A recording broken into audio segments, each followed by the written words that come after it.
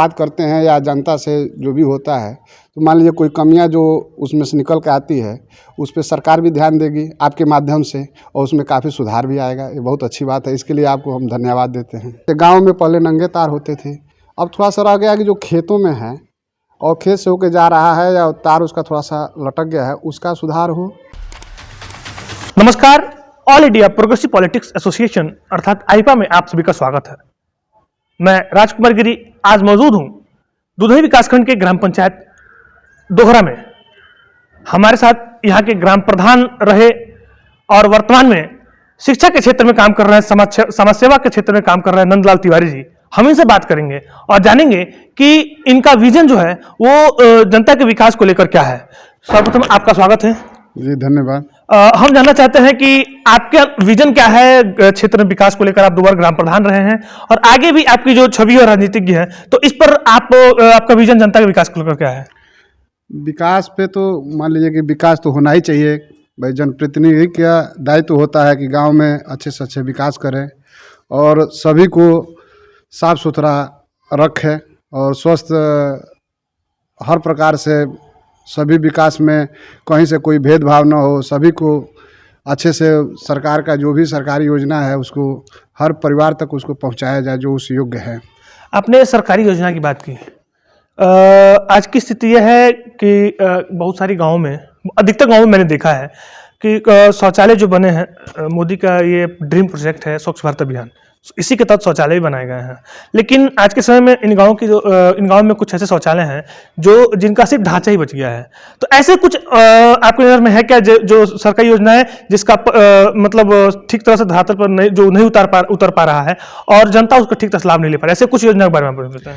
जैसे देखिए, जैसे अपने देश के जो प्रधानमंत्री जी हैं मोदी जी, उन्होंने शौचालय स्वच्छ भारत के मिशन पे उन्होंने योजना बनाया है और काफ़ी उन्होंने, देखिए कोई ज़रूरी नहीं है कि हम जो भी काम करते हैं वो 100% सही होगा।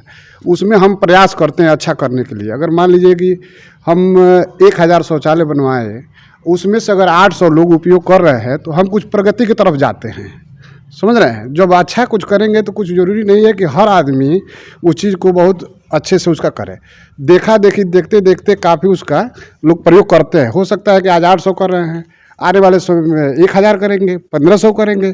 अब हम सब चीज़ को ये सोचें कि 100% हमारा जो हमने योजना उपयोग किया है, चाहे दिया है जिसको, वो सब एक बैग सही हो जाए तो ये बहुत ज़रूरी नहीं है।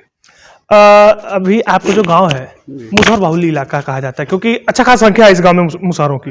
तो इन लोगों के लिए आपने क्या विकास कार्य किए हैं जो आज, मतलब मैंने देखा है आपके यहाँ के मुसहर के रहन सहन के बारे में थोड़ा सा उच्च स्तर पे देखने को मिला है। जैसे आपने मिशन कायाकल्प के तहत जो विद्यालय वहाँ बनवाए और आवास भी मैंने देखा है बनाए हैं। तो इस पर क्या कहेंगे कि और क्या किस तरह से आपने इसको धरातल पर लाया, कैसे मुसहरों के प्रति आपने ध्यान आकर्षित किया और क्या क्या काम किए उनके लिए? जैसे मुसहर देखिए काफ़ी पहले से बहुत गरीब और कमज़ोर व्यक्ति हैं। पैसा तो बहुत अच्छा कमाते हैं, सबसे ज़्यादा कमाते हैं, पैसा कमाने में नहीं, लेकिन उनका ढंग थोड़ा सा कुछ अलग टाइप का होता है। जैसे मान लीजिए आवास आया, पहले सरकार जब आवास देती थी तो आवास बन नहीं पाता था और लोग उसके पैसे खा लेते थे या किसी अन्य कार्यों में लगा देते थे। जब हम लोगों को पैसा जब मौका मिला तो हम लोगों ने काफ़ी समझाया कि सरकार आपको इतना जब अच्छा मौका दे रही है, पैसा भी सहयोग कर रही है, तो आप कुछ अपने कमाई को इसमें लगाइए। कुछ आपके पास नहीं भी है तो कुछ से कर्ज ले लीजिए और इसको सुंदर बनवाइए। जो आपके बरसात में, गर्मी में, जैसे मान लीजिए कि आग लग जाता है, मई जून में आंधी चलता है और किसी कारणवश आग लग जाता है तो काफ़ी झोपड़ियाँ जल जाती है, गरीबों की बड़ी दिक्कतें होती हैं। तो हम लोगों ने जब इस चीज़ को बैठा कर उन लोगों को समझाया कि भाई सरकार जो दे रहा है कुछ आप भी मदद करिए, ये आपके लिए है, कोई बाहरी रहने नहीं आएगा। तो काफ़ी लोगों ने इसका सही उपयोग किया, अच्छे अच्छे मकान बनवाए। जो आवास में जितना मिला उससे अधिक अपना पैसा स्वयं वो लोग खर्च किए और आज की स्थिति ये है कि घर भी सुंदर हो गया है और उनका रहन सहन में भी काफ़ी परिवर्तन हो रहा है। जबकि आप देखेंगे उस गांव में एक भी बाइक नहीं था, मोटरसाइकिल नहीं था, लेकिन आज के तारीख में हर घर में लगभग मोटरसाइकिल है।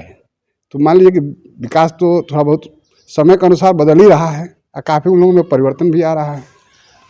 आपने इस एक समय में पिछड़ा ये माना जाता था, तो इस इलाके में आपने फार्मेसी कॉलेज खोला है जी। क्या मंशा रही है इस ग्रामीण इलाके में? हालांकि फार्मेसी कॉलेज बिजनेस के दृष्टिकोण से देखें तो महत्वपूर्ण ये पॉइंट है, क्योंकि आजकल का जो एक मांग है, एक कहते हैं कि ट्रेंड चल रहा है फार्मेसी के एरिया में। तो क्या आपने विजन सोचा अपने क्षेत्र में इस विद्यालय ग्रामीण परिवेश में आखिर खोलने का क्या विजन वजह था? देखिए, हम पहले लखनऊ में ठेकेदारी करते थे, तो काफ़ी बड़े लोगों के साथ उठना बैठना रहता था। तो काफ़ी लोग ये चर्चा करते थे कि विद्यालय खोला जाए। विद्यालय कुछ उसमें ऐसे लोग थे कि जो कहते थे कि विद्यालय से कुछ गरीब लोगों का या कुछ जो लोग इस तरह के लोग हैं उनका सहयोग भी होगा और एक अच्छा समाज में पहचान भी है उसके माध्यम से। तो हम सुनते रहते थे, तो हमारी भी इच्छा हुई कि हम एक कॉलेज खोलें। तो हम सोचे कि अगर शहर में खोलते हैं तो मान लीजिए एक मूल व्यवसाय रह जाएगा, उससे कोई बहुत पब्लिक को जो चाहा जाएगा वो लाभ नहीं है। तो हमने ये तय किया कि संयोग से ग्राम प्रधान थे और मन में आया कि हम एक विद्यालय गांव में ही खोल दे कॉलेज। तो फार्मेसी कॉलेज का हमने तैयारी किया और खोला भी। हमारा मेन उद्देश्य ये था कि जैसे कुछ बच्चे हैं जो पढ़ने में बहुत तेज़ हैं और उनके परिवार के लोगों के पास इतना पैसा नहीं है कि वो लखनऊ ले जाए, दिल्ली ले जाएँ या बाहर ले जाके पढ़ाएँ। तो हम ये सोचे कि यहाँ पे लोग अपने घर से खा के, अपने घर से बाइक से या पैदल आ जाएंगे। और जो बच्चे या बच्चियाँ हैं उनके एक जो हो सकेगा उचित एक टेक्निकल रोजगार के लिए मिल जाएगा और वो अपना उससे व्यवसाय करके या अपना काम करके उससे अपना लाभ करेंगे, अपने परिवार का रोजगार चलाएंगे। और हम उनके ऊपर कोई बांड नहीं रखे कि हमको फीस 2 साल का एक ही बार चाहिए। हम कहे कि आपको जितना ही होता है आप उतना दीजिए और आप हमारे यहाँ आके शिक्षा ग्रहण कीजिए और आप इस समय को हिसाब से उस योग्य बनिए। आपसे मैं और जानना चाहूँगा, आज के समय में कुछ ऐसे प्रमुख समस्याओं के बारे में बताइए जिसका प्रशासन को, शासन को ध्यान देना चाहिए, उसका निदान करना चाहिए। कुछ ऐसे 2-3 समस्याओं के बारे में मुझे बताइए। अभी तो जैसे मान लीजिए कि जो कुछ सड़क के किनारे या चाहे खेतों से जो बिजली का तार गया है, सरकार ने तो काफ़ी बिजली के समस्या को समाधान किया है, काफ़ी सुधार हुआ है। जैसे गांव में पहले नंगे तार होते थे, छत के ऊपर से जाते थे और लोगों को घर बनाने में या बच्चों को काफ़ी दिक्कतें होती थी। लेकिन गांव के अंदर तो काफ़ी सुधार हो गया। अब थोड़ा सा रह गया कि जो खेतों में है और खेत से होकर जा रहा है या तार उसका थोड़ा सा लटक गया है, उसका सुधार हो। और दूसरा चीज़ ये है कि शिक्षा के मामले में भी सरकार ने काफ़ी अच्छा काम किया है, लेकिन थोड़ा उस पर और जो शिक्षक हैं उनके ऊपर और दबाव बनावें और थोड़ा सा शिक्षा को भी आगे और बढ़ावा दें। अच्छा, ये आईपा का मुहिम है, जैसे जनता में मतलब समाज में कुछ ऐसे लोग हैं जो जनता के लिए काम कर रहे हैं डायरेक्टली या इनडायरेक्टली। तो हम ऐसे लोगों को जनता से रूबरू कराते हैं, ऐसे लोगों से हम जनता से बात कराते हैं। तो इस सिलसिले में आज हमने आपसे बात किया। तो आईपा की इस मुहिम को आप क्या कहेंगे? नहीं, अच्छी बात है। मान लीजिए आप बात करते हैं या जनता से जो भी होता है, तो मान लीजिए कोई कमियां जो उसमें से निकल के आती है उस पर सरकार भी ध्यान देगी आपके माध्यम से और उसमें काफ़ी सुधार भी आएगा। ये बहुत अच्छी बात है, इसके लिए आपको हम धन्यवाद देते हैं।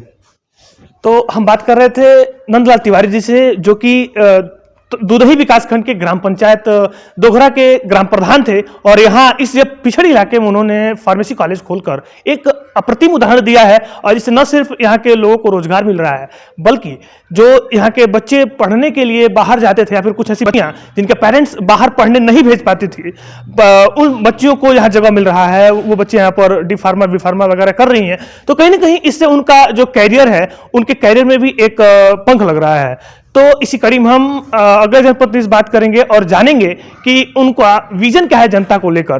बने रहिए हमारे साथ, देखते रहिए आईपा। धन्यवाद।